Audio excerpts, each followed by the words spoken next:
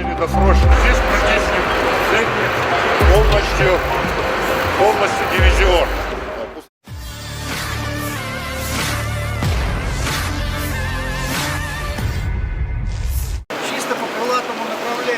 Kementerian Pertahanan Federasi Rusia baru-baru ini merilis sebuah video yang merekam momentum saat Menteri Pertahanan Rusia, Sergei Shoigu, melakukan kunjungan ke pabrik di Almaz-Antey di Yekaterinburg. Rekamannya diunggah di akun Telegram @emonerasia pada Rabu 31 Januari 2024. Disebutkan dalam narasi unggahan, kunjungan Shoigu tersebut dilakukan untuk memeriksa produksi rudal kaliber dan Iskander di pabrik Almaz-Antey di Yekaterinburg. Selain itu, Menteri juga meninjau perakitan kompleks S-300V dan BUK di pabrik pembuatan mesin Kalinin tersebut. Ia mencatat bahwa rencana produksi rudal untuk sistem pertahanan udara meningkat 2 kali lipat. Tampak dalam rekaman, Shoigu berkeliling didampingi oleh pejabat lainnya. Video ini viral dan dibanjiri beragam komentar dari warganet.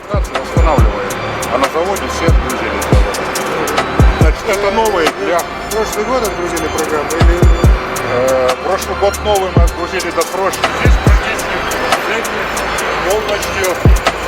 полностью дивизион. Пускозаряжающие установки собираются. Поэтому нам сейчас ставит задачу сдавать 24 году бригаду. Работаем днем и ночью и так далее. То есть... Ну что делать, время такое. Так, коллеги, мы посмотрели фактически все производства, поговорили с главными конструкторами, главными инженерами. То, что касается необходимых нам ракет по линии ПВО, там увеличение у нас более чем в 2 раза. И надеюсь, по этому году программа будет выполнена полностью. Плюс к этому мы занимаемся модернизацией ракет, и это должно дать существенную прибавку к тому, что у нас есть на сегодняшний день. Но есть ряд ключевых вопросов, которые нам необходимо решать и решать достаточно энергично. Речь идет о двигателях, речь идет о наладке производства по пусковым установкам.